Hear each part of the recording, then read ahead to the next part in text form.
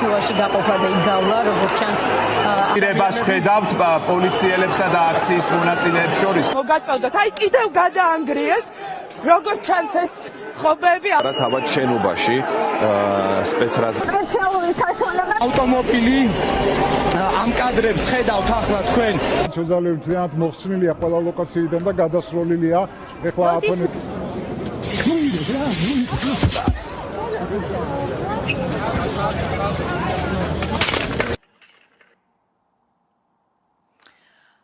გამარჯობა.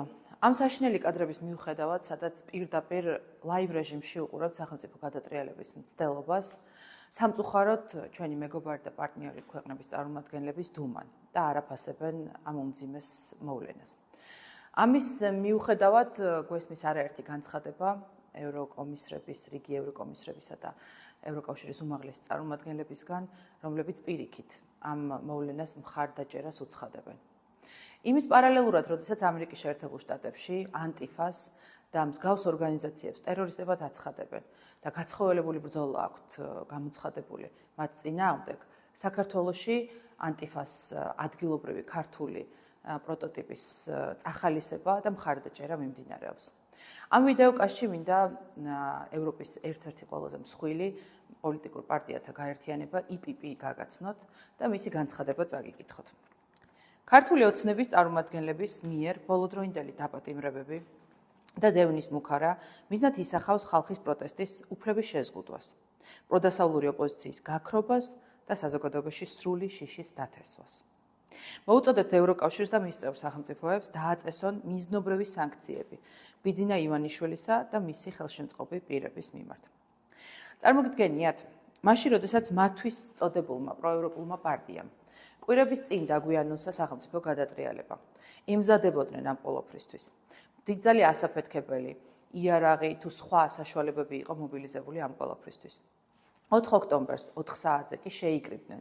კიდევ ადგილზე ერთხელ კენჭი უყარეს სახელმწიფო გადატრიალების იდეას. გაემართნენ სახელმწიფო სტრატეგიული ობიექტის დასაკავებლად, შეიჭრენ პრეზიდენტის სასახლეში. ათეულობით პოლიციელი დაასახიჩრეს და სასწაულებრივად გადარჩა ერთ-ერთი მათგანი. გადაწვეს ყველაფერი, ამის ფონზე EPP-მ შეძლო და მოახერხა, რომ ქართული ოცნება მოძალადედ გამოეცხადებინა, ეს კრიმინალების დაჯგუფება კი მსხვერპლებად. შეძლო, რომ თავის განცხადებაში ბიძინა ივანიშვილის სანქცირება მოეთხოვა, მაშინ, როდესაც თვალმატლივ უყურებდა სახელმწიფო გადატრიალების მცდელობას. როგორც ჩანს, EPP-ისთვის ხალხის მცნებაც არაერთგვაროვანია. და მათთვის ის 1,5 მილიონი ადამიანი, ვინც არჩევნებზე 4 ოქტომბერს წავიდა და თავის მოქალაქეობრივი პოზიცია გამოხატა, ხალხი არ არის. და მათთვის ხალხი მხოლოდ ის რამდენიმე ათეული ტერორისტია, რომელიც რუსთაველის გამზირზე ძალადობის აქტებს აწყობს და მხოლოდ ეს ადამიანები იმსახურებენ მათ მხარდაჭერას. და რას ემსახურება EPP-ის ეს განცხადება? შემთხვევით ნაციონალური მოძრაობის ხელისუფლებაში მოყვანას ხომ არა? შემთხვევით ნაციონალური მოძრაობის, ვინც ამ 4 ოქტომბრის ძალადობრივი გადატრიალების ორგანიზატორი და შემსრულებელი იყო, მათი დანაშაულიდან გამოძვრენას ხომ არ ემსახურება. შემთხვევით EPP დედაპარტია ხომ არ არის ნაციონალური მოძრაობის და EPP-ის მწვანე შუქი ხომ არ ქონდა სააკაშვილს, როდესაც ქართულ ხალხს და ქართულ დემოკრატიას სისხლში აღჭობდა.